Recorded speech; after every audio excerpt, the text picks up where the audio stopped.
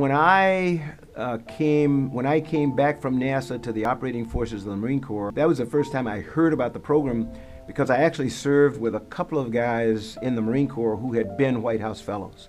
And they were different. I mean, they were head and shoulders above everybody else.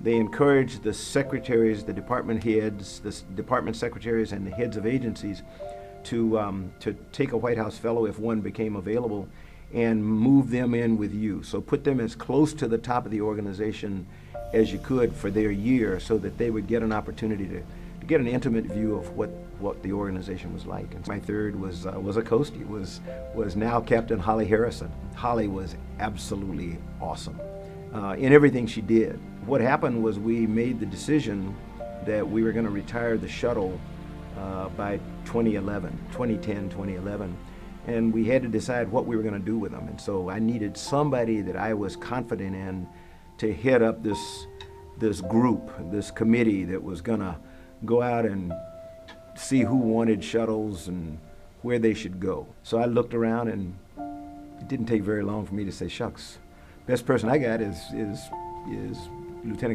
Commander Harrison. And she garnered the respect of everybody on the team. She pulled this diverse team in.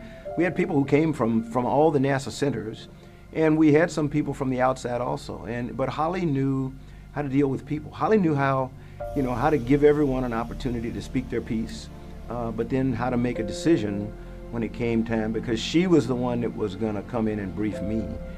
And the second was, at the time, she was a Lieutenant La'Shanda Holmes, who she was amazing on paper, to be quite honest, as Holly had been, but she had this fairy tale story of how she had come into the Coast Guard. She had grown up through the foster care system and everything. Her unwavering confidence, not cocky, but unbelievably confident. And it didn't make any difference what job I gave her, because she was just like Holly had been, she was in the office of the administrator. And so I let her go out and kind of tell me where she thought she'd like to focus her efforts. She fell in love with science.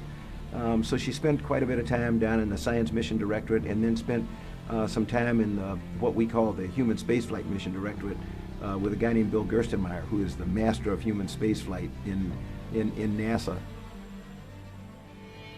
First thing I would tell anybody who's even thinking about it, do it. I would share with them my weekend with Dr. Ron McNair, when I was blown away by this incredible man, but I sold myself short. I didn't think I'd be selected.